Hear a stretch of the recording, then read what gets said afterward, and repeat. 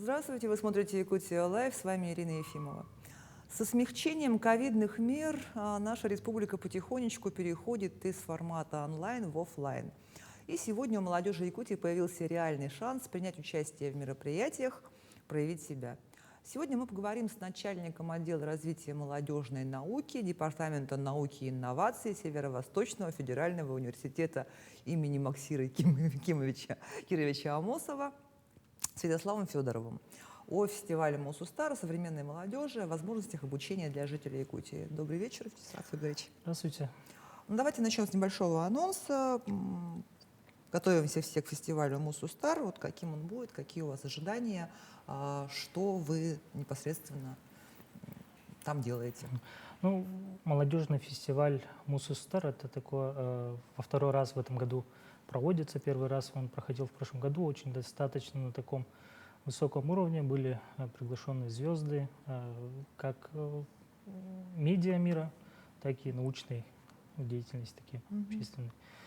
Так, в этом году впервые было запланировано и сейчас находится в процессе проведения трек «Молодой ученый». То есть в прошлом году его не было? В прошлом году его не было, и в этом году впервые была подана идея, и сейчас успешно реализовывается. Внутри нашего трека, вообще надо сказать, что внутри всего фестиваля 13 треков, из которых один является специально направленным для молодых ученых. Он так и называется — трек «Молодой ученый». Внутри этого трека у нас 3 основных мероприятия, которые также состоят из огромного количества своих подмероприятий. Например, первое мероприятие — это образовательный блок. Там в ходе этого блока проводится сейчас, даже прямо сейчас идет Science Slam. Это такая интеллектуальная игра с девизом о науке просто. То есть это мероприятие направлено на популяризацию науки среди нашего населения, среди молодежи. Оно достаточно на доступном языке объясняет, что такое наука, кто им занимается, зачем занимается. Ну, такой научпоп, да? Да, немножко? научно-популярное для всех. Многие, может быть и не все, но многие знают формат проведения мероприятий TEDx. Например, в таком формате у нас проводятся лекции в каждый день с 4 часов на разных площадках. А для тех, кто не знает, что это за формат? Это формат на таком тоже на легком языке, в кратчайший, небольшой промежуток времени, доступным языком объяснить какие-то очень интересные вещи. А задача такая, да, ставится? Да, задача ставится. Формат, может быть, вы видели выступление, например, Стива Джобса того же. Вот в таком примерно формате стоит человек, он объясняет свою научную тему и на таком хорошем, близком уровне. Такой стендап от науки. Да, стендап от науки считается. Кроме этого, у нас проводится мероприятие под общим названием «Неделя студенческой науки Якутии», внутри которого сидят более 100 мероприятий уже. Там, помимо нашего университета Северо-Восточного федерального, принимает участие и проводит свои мероприятия Арктический государственный агротехнологический университет, также Арктический государственный институт культуры и искусства и также Чурчинский институт физической культуры и спорта. Они также у себя на местах проводят свои мероприятия. Мы также, то есть все наши крупные, учебные заведения, да. Оно уже больше направлено для студентов, от названия также исходит, неделя студенческой науки. И вот в течение одной недели, как уже я говорил, более 100 мероприятий каждый день, каждый час, грубо говоря, проводится. И третий трек, он больше направлен на... Третье направление внутри трека. Да, третье направление внутри трека. Выставка, научная выставка, внутри которого также научные свои какие-то решения, изобретения, может быть, какие-то свои нововведения выставляют на суд зрителей. И можно посетить, посмотреть, То потрогать. есть это физически где-то Да, выставка физически проходит? эта выставка проходит в КФЭНе, корпус факультетов естественных наук нашего университета. То есть она уже сейчас идет, можно пойти? Пока еще не Пока идет, нет. он начнется послезавтра. Это у нас 24-25 число. 2 дня будут выставляться. Участников достаточно много. По-моему, около 30, по-моему, 35. Ну, достаточно так.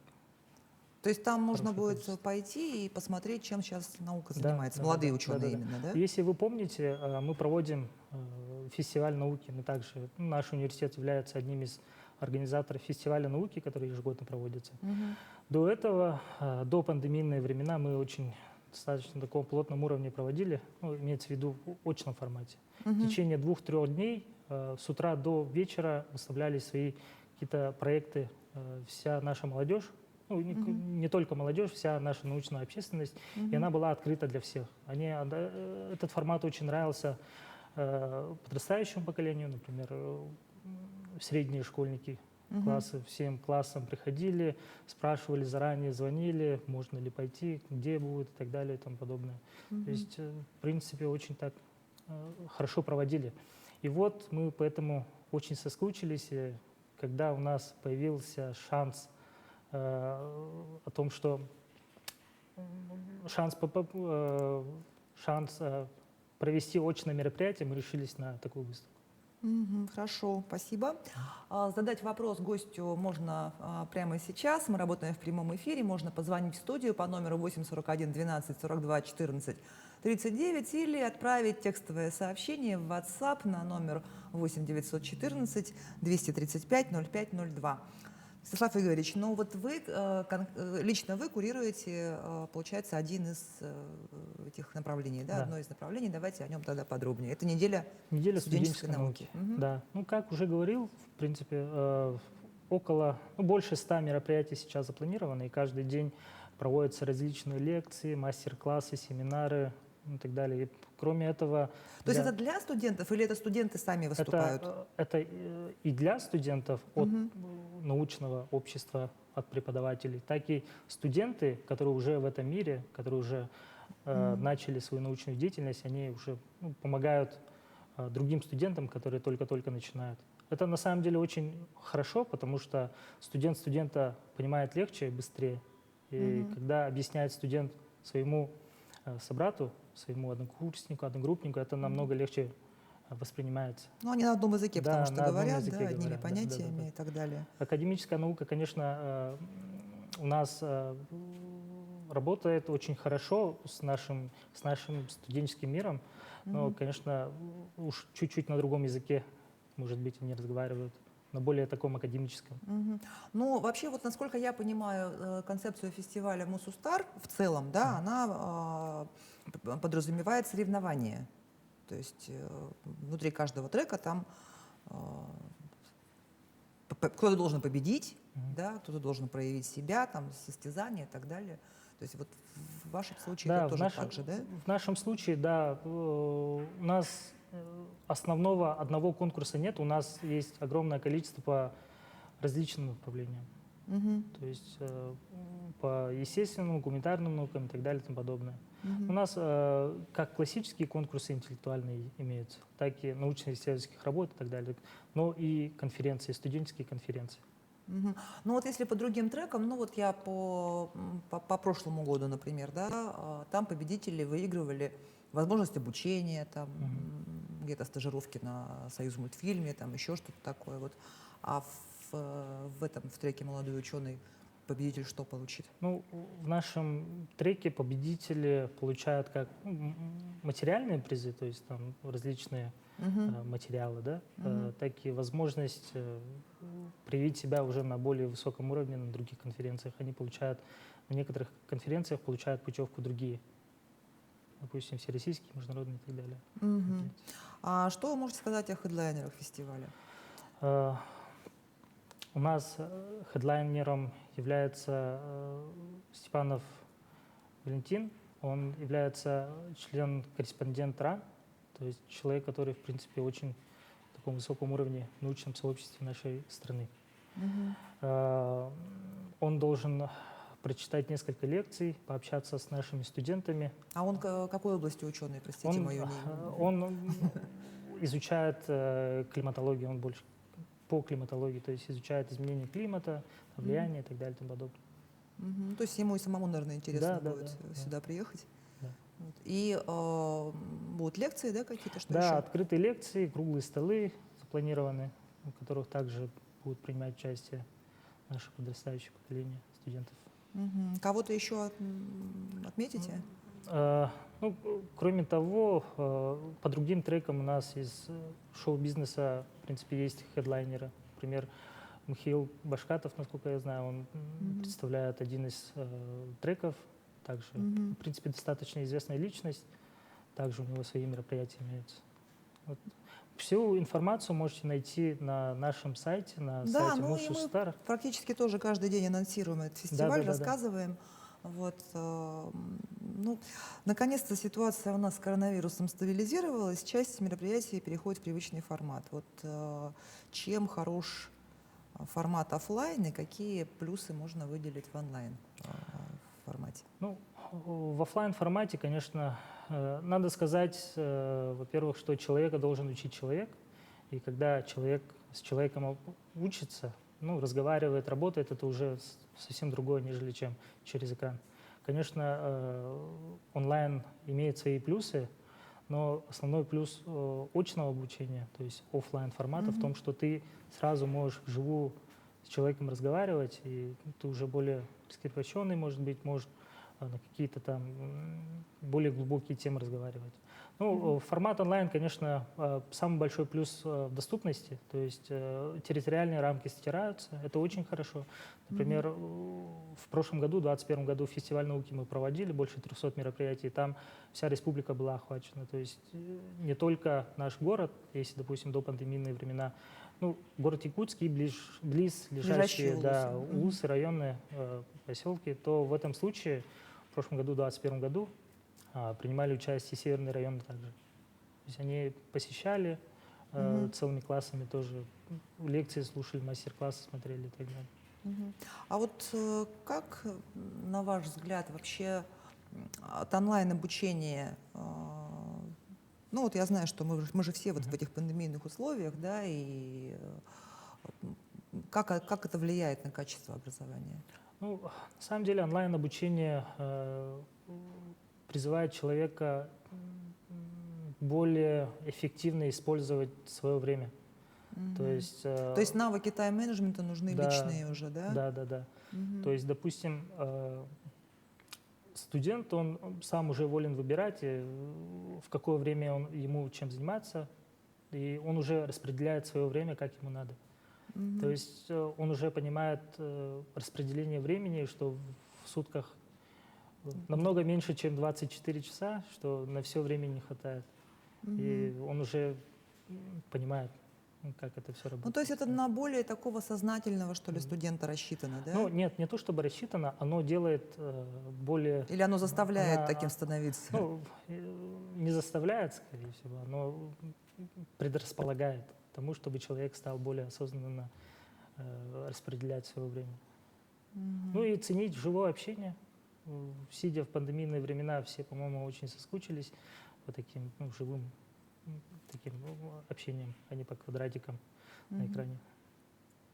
Ну, фестиваль — это хорошая площадка не только для молодежи, но и для тех представителей старшего поколения, которые принимают участие в подготовке, в организации. Вот наверняка же там можно стать тьютором, наставником для молодежи, команду присмотреть себе для какого-нибудь проекта. Да, действительно, эта площадка является местом, где выявляют талантливую молодежь. Даже в своем названии «Мус-Устар» основной акцент сделан на слове «стар» английском. То есть оно означает, что таким образом мероприятие ищет звезд, которые могут еще ярче светить в будущем, когда с ними будут работать уже состоявшиеся ученые, люди и так далее. Ну, мастер-классы — это возможность развить свой потенциал и принять участие в чем-то, может быть, непривычном для себя, интересном. Да. Вот как часто ребята выбирают направление мастер-классов, не связанные с будущей профессией, а вот просто по душе?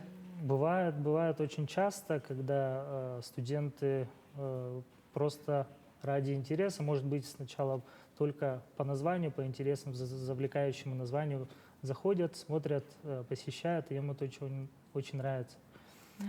Например, у нас, допустим, проводятся какие-нибудь гуманитарные лекции, ну, допустим, даже связанные с историей, может быть, историей становления там, республики и так далее. И очень много студентов других, может быть, технических, естественно, и так далее, вузов, направлений заходят, смотрят, читают. Тоже очень радует. Ну и программирование очень большим успехом пользуются, IT-технологии.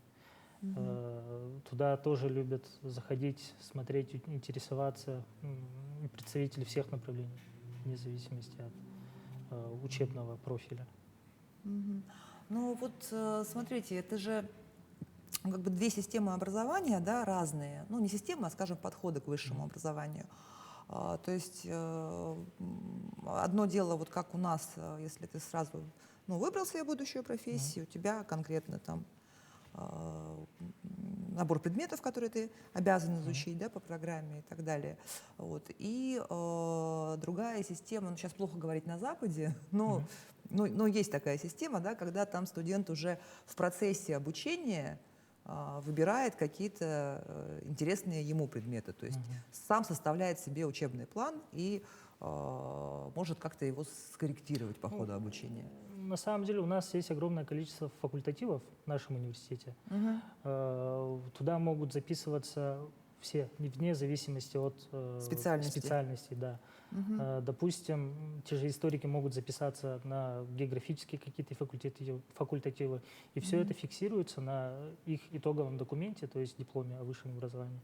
Там прямо прописывается, что человек посетил такие-то занятия, столько-то часов, как дополнительно. То есть, в принципе, можно выбирать, помимо основных необходимых, дополнительные себе факультативы, то есть тем самым увеличивая свой багаж знаний. Ну и кроме этого у нас в университете работает больше 270 научных кружков студенческих. Получается, они занимаются также научной деятельностью по всем направлениям. Напомню, что у нас 17 учебных подразделений, и внутри этих 17 учебных подразделений 270. То есть, в принципе, количество довольно-таки большое. И любой студент может записаться на любой кружок и также заниматься своим интересным каким-нибудь исследованием. Вот отдел, который вы возглавляете, называется отдел молодежной науки и инноваций. Вот расскажите, пожалуйста, что такое молодежная наука и в чем инновации?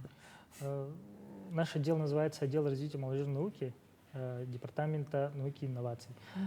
И наш отдел занимается всесторонней поддержкой студенческой науки, то есть не только консультационная помощь, но так и финансовая помощь. Допустим, если студент проявил себя, и он планирует, допустим, принять участие на какой-то конференции, то мы ему оказываем как-нибудь, направляем к участию. Ну, кроме этого, у нас проводится также уже вне рамках различных фестивалей свои мероприятия ежегодные. Например, каждую осень мы проводим введение в курс молодого исследователя. Оно направлено конкретно для студентов первого курса, которые только пришли и пока не знают, что есть наука. Ну, этот формат тоже как у фестиваля, там тоже проводятся мероприятия различные, которые призваны помочь только-только новому, только-только поступившему студенту-первокурснику помочь разобраться с тем, что такое наука и с чем ее едят. Вот в таком. То есть в основном речь именно о студенческой науке, не столько там, потому что молодые ученые, Да, это же да. Да, такое... совершенно верно подмечено. Кроме студентов, мы, конечно, работаем с аспирантами, которые уже вошли в мир науки и собираются стать кандидатами наук. То есть это уже первый такой официальный статус ученого, который подтверждает его компетенции. В принципе, с аспирантами также проводим различные мероприятия, проводим для них конференции, также проводим разного рода финансовую помощь. Ну и наши молодые ученые, которые уже состоялись как ученые, для них тоже предусмотрены различные как социальные, так и такие научные консультационная деятельность, работа. Я вот не знаю, как сейчас, а помню, раньше тем, кто кандидатскую защитил до 35 лет, от республики полагалась там какая-то существенная выплата материальная. Материальная выплата осуществляется, если аспирант защитился в срок после 1 года выпуска. То есть он должен в срок защититься вне зависимости от возраста. То есть я в этом году закончил аспирантуру в мае, и в течение 1 года я должен выйти на предзащиту и защититься. В таком случае, да, предусмотрена помощь. Так и в нашем университете есть свой выделенный такой финансовый багаж, который также вкладывается в таких ученых молодых, только состоявшихся. Ну, то есть это направлено на то, чтобы... Ну, правильно, человек аспирантуру уже закончил, да, минимум сдал, и типа защищусь потом. А тут у него стимул, стимул появляется. Понятно. Давайте вернемся к фестивалю. Вот какой у него потенциал? То есть, как вы считаете, может ли он там стать дальневосточным, российским? Ну, потенциал фестиваля достаточно высокий, потому что каждый год у нас... не то чтобы каждый год, в прошлом году, точнее в этом году мероприятий гораздо больше, чем в прошлом году, и планируется участие уже гораздо большего количества участников. То есть с каждым годом, надеемся, фестиваль будет расти и дорастет уже до таких дальневосточных, может и более форматов. Ну, также можно посмотреть даже от хедлайнеров, кто к нам приезжает, кто посещает, кого приглашают. Люди всероссийского такого уровня, которые, даже мирового уровня, которые очень даже известные люди. Ну и, в общем, надеемся на светлое будущее этого фестиваля. Наш Илдархан Айсен Николаев всегда говорит о том, что именно молодежь — это двигатель прогресса. Вот как нам, людям взрослым и заинтересованным в развитии молодежи, можно помочь ребятам? То есть есть ли какие-то проекты, где вот профессионалы, якутяне могут помочь в развитии? Да, конечно, у нас ежегодно также проводится в нашей республике, если говорить о школьниках, да, проводится конференция, очень даже известна «Шаг в будущее». Да. И профессионалы своего дела всегда приглашаются в качестве экспертов и дают дельные свои какие-то советы по каждой работе. Очень хорошо наблюдать за коммуникацией школьника и эксперта, потому что у школьников иногда бывают очень интересные свои взгляды, точки зрения. Иногда даже бывают небольшие дискуссии. Это очень радует, что у нас школьники на таком хорошем уровне могут общаться уже с экспертами. Ну, кроме этого, самый простой способ для обывателя, не для эксперта, не для специалиста, всегда принимать участие в различных опросах, которые проводят также наши студенты, ну и школьники. Они обычно рассылают электронно, ну сейчас рассылают электронно, и призываю всех принимать активное участие в различных таких опросах, ну, именно научного характера. Всегда пишут о том, что это анонимно и так далее и тому подобное. Ну, в таком формате. А вот вообще ученым сейчас быть престижно? Да, очень престижно, я считаю, потому что огромное количество мероприятий, направленных на финансирование научных разработок, выделяется. Ну, потому что если там, ну вот в те же 90-е повально там все научные сотрудники шли там, в мелкий бизнес там, или куда-то, вот, то сейчас ведь, насколько я понимаю, там президент вот и не так давно еще новые там какие-то доплаты объявил. Ну, можно вспомнить, что в прошлом году, прошлый год был объявлен годом науки и технологий. То есть научный мир, в принципе, вырос до такого состояния, что необходимо было провести различные мероприятия, там, которые соединяют всех наших ученых. Ну, кроме того, у нас, например, в университете также был объявлен год молодого исследователя. То есть хочу сказать, что спрос рождает предложение. То есть спрос достаточно такой высокий, раз у нас год объявляется годом науки и технологий. А какие основные научные исследования, которые идут сейчас, могут быть интересны нашим зрителям? Ну, нашим зрителям сейчас у нас в республике очень актуальные исследования в области климатологии проводятся, также в области недр нашей Земли, то есть исследования в этом плане. Ну и кроме этого у нас в университете очень такую мощную базу имеют математические исследования. То есть наши математики, в принципе, очень хорошо занимаются научной деятельностью, очень достаточно высокое количество защищенных математиков. Ну и кроме этого у нас очень сильные медики, как всегда считалось. Наш медицинский институт работает очень тоже хорошо и каждый год выпускает очень хорошие кадры. Ну, примерно в таком формате. Ну, если говорить про институт математики, то действительно подавляющее большинство кадров для там той же IT-индустрии, да, они все в массе своей выпускники именно института математики, да, нашего. Вот, что, конечно, не может не радовать. Но вот я постепенно подхожу к следующему вопросу. То есть IT, креативная индустрия, это вот такое перспективное направление для деятельности. Вот на что бы вы посоветовали сделать упор? Ну, вообще креативная индустрия очень сейчас на таком муссируется в нашем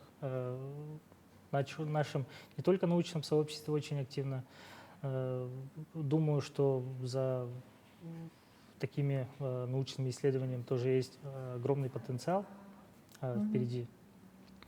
Ну и, конечно, будущее очень тесно связано с IT-технологиями, которые окружают нас все теснее и теснее.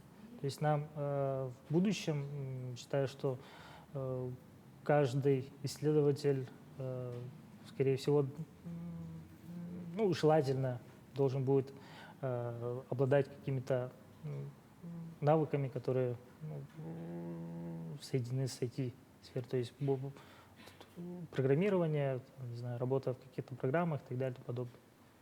А там, ну, биотехнологии, например? Ну вот, да, биотехнологии очень, в принципе, сейчас тоже достаточно интересное свое направление имеет, ну, точнее, у нас, например, в университете также занимаются технологиями изучения мамонта, например, биотехнологии, изучению искусственной печени. Там, не знаю, различные исследования проводят с живыми даже существами, например, там, мышами и так далее и тому подобное. Также исследования ведутся с ягелем, там, не знаю, какими-то растительными веществами. То есть, в принципе, охват очень такой большой. Ну вот вы же много общаетесь с молодежью, видите наверняка плюсы и минусы ребят. Вот какая она, якутская молодежь? Вот что-то, есть ли что-то, что ее отличает? Ну, Или молодые люди, они во всем мире одинаковые? Я бы сказал, что наша молодежь очень яркая. По сравнению с другими городами, я, в принципе, бывал много где, но если выйти у нас на улицу, то у нас сплошь и рядом очень яркие люди, там, ярко одетые и так далее, именно молодежь. Вообще считаю, что наш город, он является молодым городом, у нас очень много студентов, очень катки по вечерам забиты. Но это не только вы считаете, Якутск вообще у нас входит же в пятерку самых молодых городов России по среднему возрасту. Да, 30 лет, если я не ошибаюсь, сейчас средний возраст у нас. Мне это очень нравится, допустим. Ну, считаю, что наша молодежь очень яркая, и То есть ярко — это значит, что они не боятся самовыражения. Да, не боятся самовыражения, то есть они смелые, сильные, в принципе, знают, чего хотят и показывают, кто они есть. А нет такого, что по сравнению с там, ну, той же западной молодежью, у которых наработан навык самопрезентации, вот наши более там скромные, стеснительные? Или это не про молодежь? Нет, я считаю, что наша молодежь не такая стеснительная, как может быть показаться. В принципе, я достаточно много работаю с студентами, и они очень такие пробивные, все очень разговорчивые и понимают, чего они хотят. Так, хорошо, тогда если не в сравнении с другими городами, а в сравнении с ну, более старшим поколением. То есть вот, ну, студенты и те люди, которым сейчас там, ну, 30-40 лет. Вот, поколенческая какая-то разница, в чем она? Ну, сейчас подрастает поколение, которое называется digital indigenous, то есть это люди, которые родились во время, да, со смартфонами в руке, то есть они на «ты» разговаривают через смартфон, ну, со смартфоном, у них общение уже чуть-чуть более по-другому строится. Чуть более старшее поколение, они digital immigrants, то есть люди, которые пришли в этот мир digital, они уже чуть-чуть по-другому, может быть, разговаривают друг с другом, более, может быть, более закрытые, но, конечно, в общей массе я так не считаю, что они более закрытые, может быть. Ну, конечно, разница есть, но не такая существенная, может быть. Часто слышу мнение о том, что за образованием надо ехать в центральные города России. Ну или там на крайний случай, если не в Москву, в Питер, то там в Хабаровск, Владивосток и так далее. Вот стоит ли это делать или можно дома тоже нормально учиться, хорошее образование получить? Конечно, за всех не скажу, но я сам для себя, когда я поступал в университет, решил, что вначале я должен отучиться тут у себя дома, а там в магистратуре, возможно, я поступлю в другие вузы.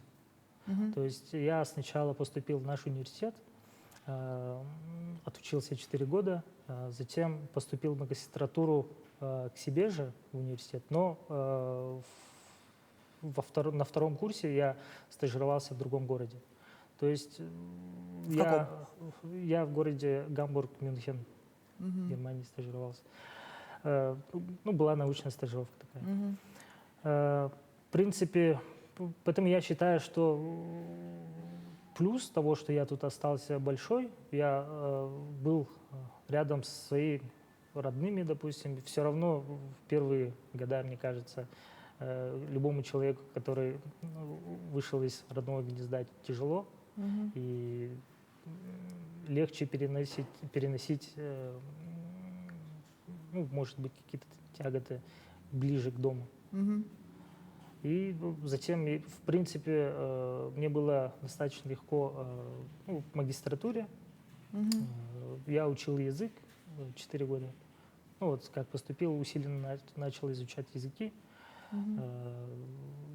И вот успешно прошел конкурс на стажировку и научную свою работу в конце выполнил. Отлично.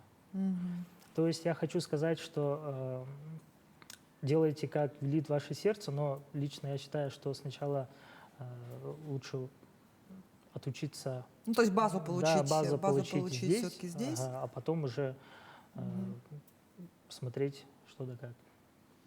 То есть уже в более таком взрослом состоянии, Да. более подготовленном, и можно уже действительно прицельно выбрать, да, в какой... Для этого система бакалавриат, магистратура очень хорошо подходит. Ну вот, кстати, система бакалавриат, магистратура, ЕГЭ, вот как система образования поменялась? То есть ЕГЭ накладывает отпечаток на качество знаний? Потому что первые годы там были вообще стоны, что вот какой кошмар, посмотрите, как они с ошибками пишут. Ну вот, по крайней мере, там в моей там филологической среде. Вот как на ваш взгляд? Я считаю, что тяжело в учении, легко в бою, поэтому сейчас, если сравнивать с тем, ну, 10 лет назад, допустим, да, если с этим сравнивать, то сейчас студенты приходят более подготовленными, более подкованными, они уже понимают, чего они от них хотят, то есть они уже наслышаны, что такое ЕГЭ, что надо знать, что необходимо учить и так далее. А в начале пути, конечно, понимание, может быть, не у всех было полное, поэтому случались такие оказии. То есть, ну, сейчас нормально, и качество Да, не страдает? Нет, я думаю, нет. Ну и что, последний, наверное, уже не вопрос, а просто что вы можете пожелать там, зрителям, юным якутянам, студентам, там, не знаю, школьникам? Я всегда это говорю, но хочу повторить еще раз, что будьте всегда голодны до вопросов, то есть то, чего вы не знаете, всегда спрашивайте. Спрашивайте у себя, у поисковика, у вашего преподавателя, учителя и старайтесь находить ответ. То есть не бойтесь задавать вопросы. Не бойтесь задавать вопросы. Глупых вопросов не бывает. Бывают глупые люди, которые их не задают. Отлично. Ну вот на такой прекрасной ноте я вас благодарю за то, что пришли к нам, ответили на наши вопросы. Думаю, зрителям тоже было интересно. Спасибо вам большое. Это была программа «Якутия Лайф». Меня зовут Ирина Ефимова. Смотрите нас по будням в 19:15. Расскажем, чем живет Якутия.